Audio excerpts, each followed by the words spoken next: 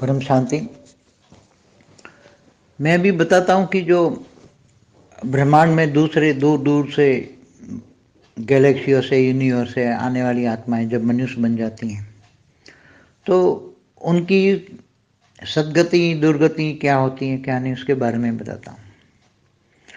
जब बाहर से आने वाली आत्माएं, जैसे ब्रह्मांड की जो हमारी ब्रह्मा की जो रचना है, ब्रह्मा को प्रजापिता ब्रह्मा कहा जाता है। ब्रह्मा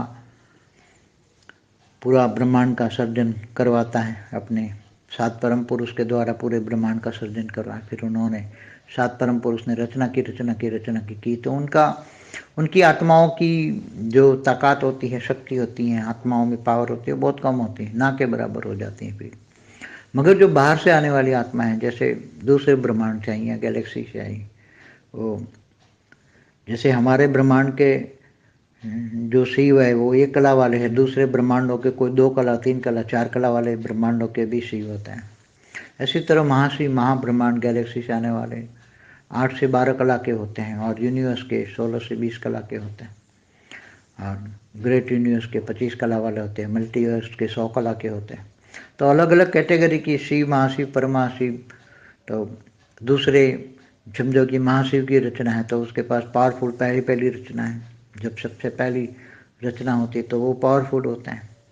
जैसे हमारे यूनिवर्स के 20 कला के परमहाशिव है तो उन्होंने पहली रचना रची, जो पहले 108 रचा, 16,000, फिर 9 लाख रचे। तो ये 9 लाख तक उसकी कलाओं में 16 कला से ऊपर 16 से 20 कला की आत्माएं जो पैदा हुई, तो वो 16 से 20 कला की आत्माएं थी। फिर बाद में उन्होंने जो रत्ना की रत्ना, तो ऐसी कई आत्माएं, पावरफुल आत्माएं घूमती फिरती रहती हैं गैलेक्सियों से, यूनिवर्स से। तो आत्माएं अगर अब हमारे धरती पर हमारे ब्रह्मांड में आती है और ब्रह्मांड में आकर मनुष्य बन, इसकी इच्छा होती है मैं मनुष्य बन के देखूं क्या होता है, क्योंकि उसके लिए तो नया होता है। कोई मनुष्य तो किसी ने कहीं ऊपर के यूनिवर्स में या सूक्ष्म वतन में जब होते हैं तो मनुष्य सृष्टि का उसका नॉलेज नहीं होता है, इसलिए मनुष्य बनने की, अनुभव करने की एक इच्छा होती है कि मैं मनुष्य बन के देखूं। तो उस कभी कभी ग्रुपिज्म में आता है, कई लोग ग्रुप में आते हैं, कोई 1000 के ग्रुप में गोला बना विमान, 1000 का विमान होता है, कोई 10,000 का, कोई 50,000 का विमान होता है। तो ब्रह्मांडों में घूमते रहते हैं, अनंत कोटि ब्रह्मांडों में घूमते रहते हैं। तो समझो कि कोई भी ब्रह्मांड के कोई भी धरती पर मनुष्य बन गए हैं ऐसे। तो कुछ ऊपर सूक्ष्म वतन में रहते हैं, कुछ धरती पर रहते हैं, जाते हैं। भाई सभी तो साकार मनुष्य नहीं बनेंगे, कुछ ऊपर सूक्ष्म वतन में, ऊपर के सूक्ष्म वतन मतलब दूसरे धरती के ऊपर दूसरे लोक में, भूवर लोक में रहते हैं। फिर ये इनको चाहिए तो वो हेल्पलाइन देते हैं भी।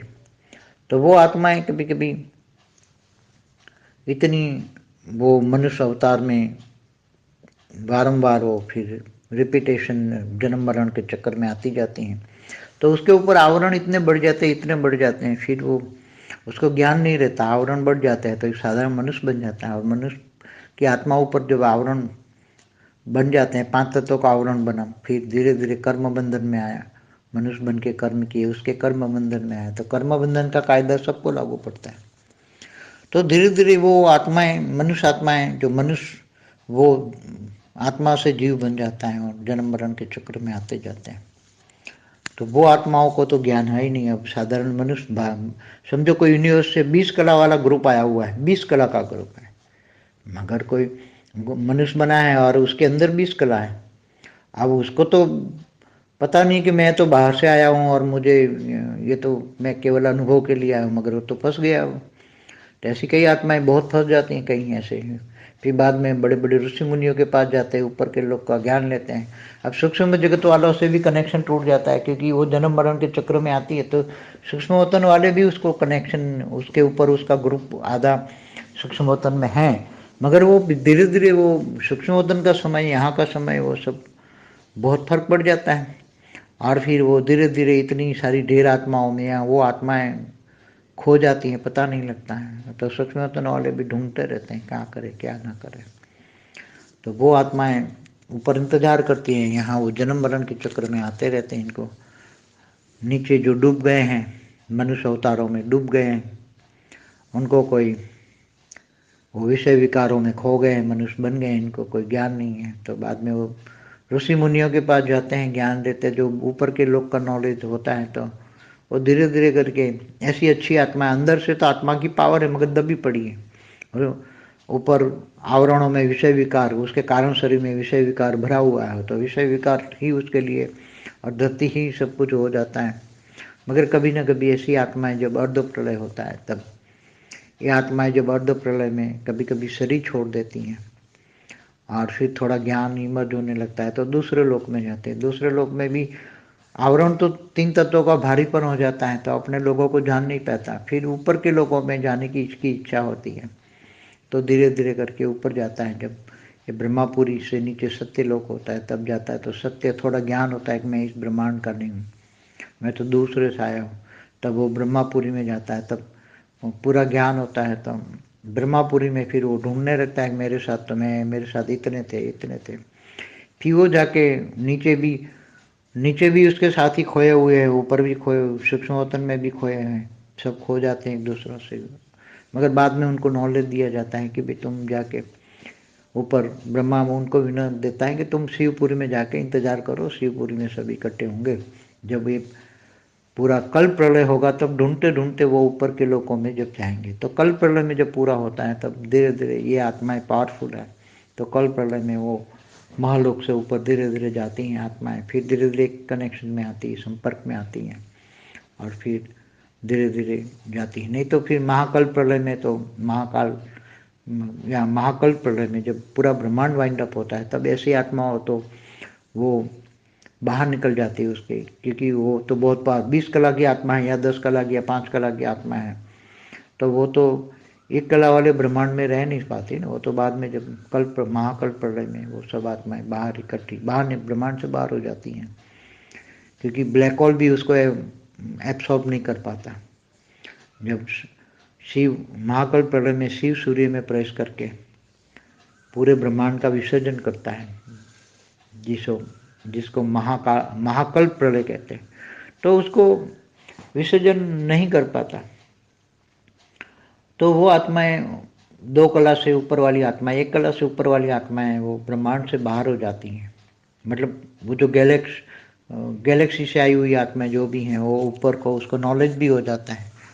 तो महाकल प्रलय में जब सूर्य जो ब्लैक होल बन जाता है, साइंस की भाषा में ब्लैक होल बन जाता है, तो वो आत्माएं पावरफुल है, तो वो आत्माएं ब्लैक होल से बाहर निकल जाती हैं। ब्लैक होल उसको खींच नहीं सकता उस आत्माओं को, क्योंकि उसके अंदर 1 कला तक की आत्मा है, तो उसको ग्रेविटी से खींच के ब्लैक होल वो खींच के वो ब्लैक होल बन गया, सूर्य ब्लैक होल बन गया, क्योंकि सूर्य के अंदर, सूर्य में शिव ने प्रवेश करके काल अग्नि पैदा करके पूरे ब्रह्मांड को जलाकर भस्म कर दिया, तो ये ब्लैक होल बन गया। तो ब्लैक होल में जो आत्माएं 1 कला वाली हैं या उसकी रचना है, शिव की रचना है, वही ब्लैक होल के कंट्रोल में आएगी, ब्लैक होल से बाहर निकल नहीं पाएगी। बाकी की जो आत्मा है जो दूर से आई, 1 कला से ज़्यादा कला वाली आत्माएं हैं ज़्यादातर, वो वहाँ से बाहर निकल जाती है। पहले भी एक बार वीडियो में मैंने कहा है, तो उसकी गति फिर बाहर ऊपर के लोगों में चले जाते हैं, उसको आत्मा निराकार बन के चले जाते हैं, कुछ नहीं होता उसको, आत्माओं को लेप छेप नहीं लगता। फिर वो गैलेक्सियों में होता है, तो गैलेक्सियों में भी महाकाल प्रलय होता है, तब जो महाशिव महाकाल बन के अनंत कोटि ब्रह्मांडों में अपने रोम रोम में समा लेता है, तब जो यूनिवर्स से आई हुई आत्माएं जो 10-12 कला से ज़्यादा पावरफुल आत्मा है वो उसमें एब्सॉर्ब नहीं होती। महाकाल प्रलय में सुपरमासिव ब्लैक होल में वो समा नहीं पाती। सुपरमासिव ब्लैक होल भी अपनी ग्रेविटी से उसको खींच के उसका अस्तित्व खत्म नहीं कर पाता, वो आत्माएं बाहर निकल जाती हैं, क्योंकि परम लाइट की आत्मा है, तो परम लाइट की आत्माएं बाहर निकल जाती हैं और फिर उसको पता लग जाता है कि मैं यूनिवर्स से आए, तो यूनिवर्स में चले जाते हैं। ऐसे बहुत आत्माओं की जर्नी ऑफ सोल में मैंने बताया हुआ है।